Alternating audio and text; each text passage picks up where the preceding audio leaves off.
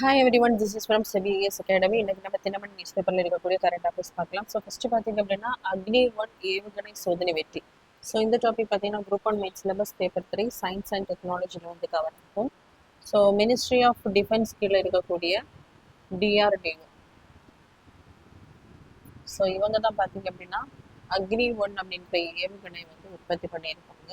So இதனுடைய kilometre பார்த்தீங்கன்னா 700 கிலோமீட்டர்ல இருந்து 1200 கிலோமீட்டர் வரைக்கும் பாயக்கூடிய ஒரு சக்தி உடையதான் இந்த அக்னி-1. ஸோ இதுல பார்த்தீங்க அப்படின்னா நமக்கு 2500 கிலோ வரையிலான அந்த வெடிகுண்டுகளை என்ன பண்ணலாம்னா இந்த அக்னி-1 அப்படிங்கிற ஏவுகணை வந்து சுமந்து சென்று தாக்கக்கூடிய ஒரு ஏவுகணை.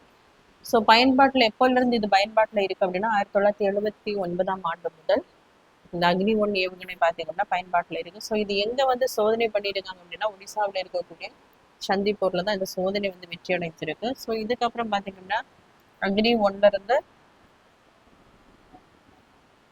அக்னி-4 வரைக்கும் பார்த்தீங்க அப்படின்னா உருவாக்கி இருப்பாங்க. ஸோ இந்த ஏவுகணைகள் 700 கிலோமீட்டர் முதல் 3500 கிலோமீட்டர் வரைக்கும் பாய்ந்து தாக்கக்கூடிய சக்தியுடையது.